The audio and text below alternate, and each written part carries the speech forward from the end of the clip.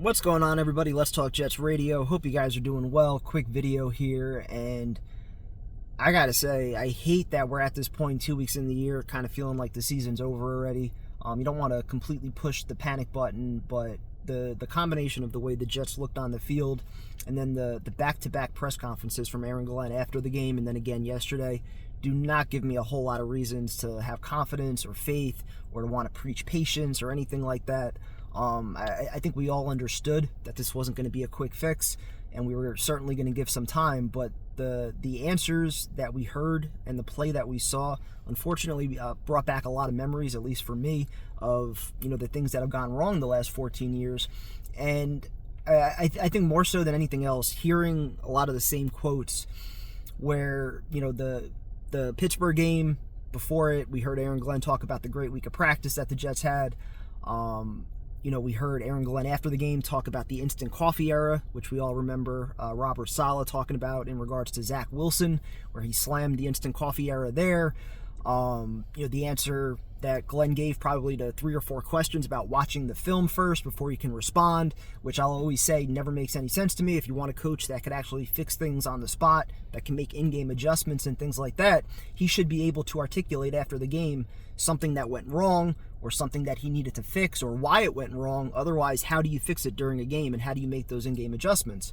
And so part of me feels like those responses are basically just Jets PR talking points that they regurgitate to every single head coach in an effort to, not have the media run with a certain story, to, not have a coach give a quote that they go and then turn to the player and say, what's your response to this? And then it becomes a bigger story.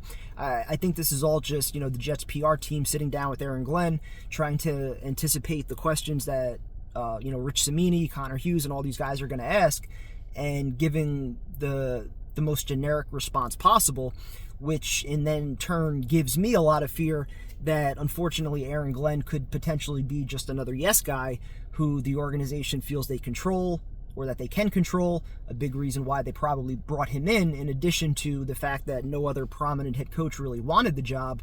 And that's why also I was so adamant about getting a veteran head coach that's been there, that has credibility, that comes in as an instant leader, somebody that's not going to take direction from Woody Johnson or Chris Johnson or Jaime or anybody else, somebody that you're not going to tell them how to run things or how to speak to the media.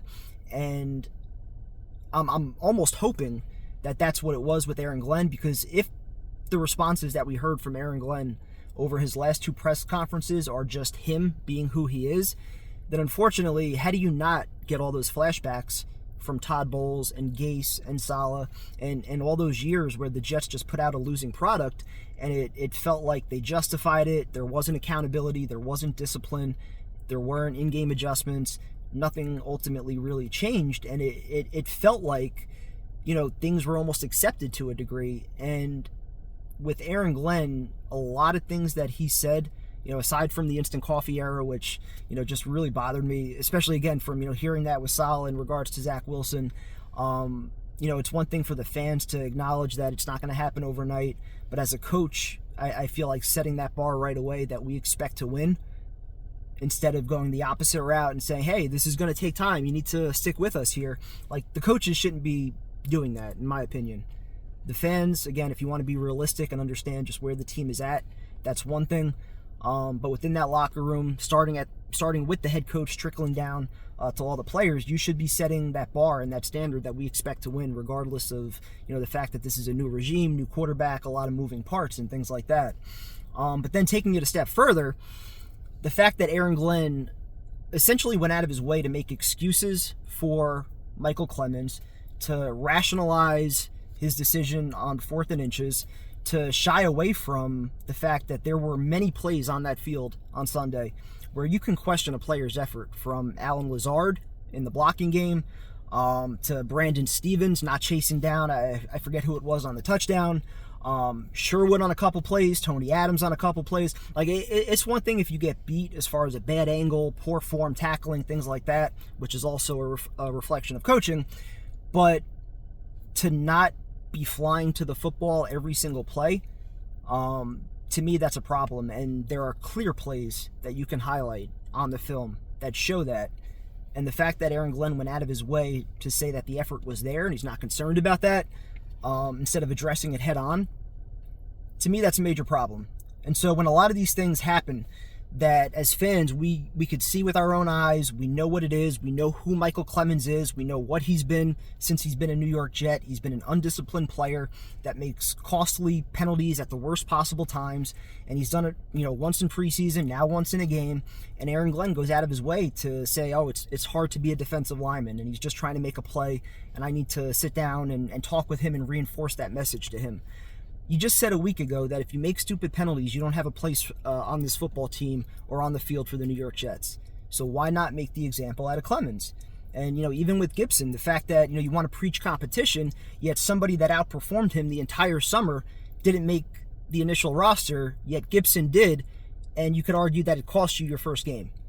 So just a lot of these things, a lot of, again, the excuse making, the rationalizing of bad decisions, like the 4th and inches call, the fact that he went back and watched that game and understood the predicament that the Jets were in, down by 20 points against the Buffalo Bills, and thought it was still the right decision to punt that football in that situation, because if we don't get it, we're giving Buffalo the ball in great field position. Like, that mindset just bothers the fuck out of me. And the fact that after the game, when he was talking about that, the very next quote that he gave talked about his belief in the run game.